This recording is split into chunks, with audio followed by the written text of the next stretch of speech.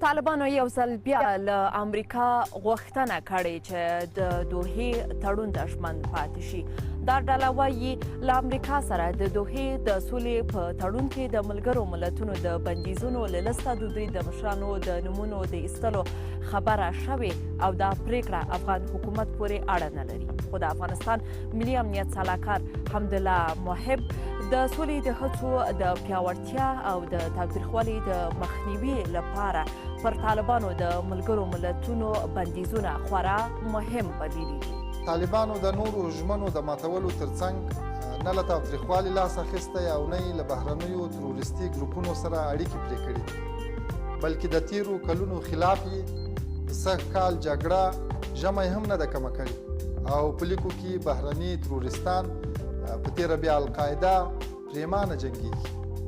تر اوسه هیڅ داسې دلیل نشته چې له بهرنیو تروریستي ډلو څخه د طالبانو د لرې کېدو لیوالتیا ثابته کړي، ځکه طالبان او القاعده داسې ایډیالوژیک مشترکات لري چې د هیوادونو پر جغرافیایي تقسیم بندي هم باور نه لري.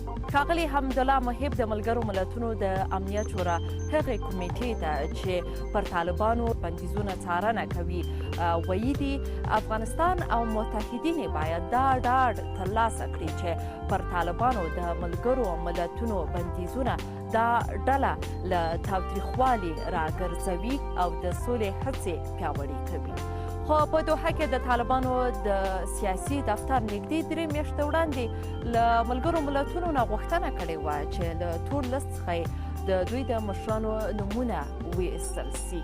دغې ډلې د دوحې د سولې د تړون عملي کېدلو غوښتنه هم کړې ده، خو امریکا وایي چې خپله طالبان دې تړون ته ژمن نه دي پاتې او دا یې عملي کړې نه ده، نو دا تړون ارزوي.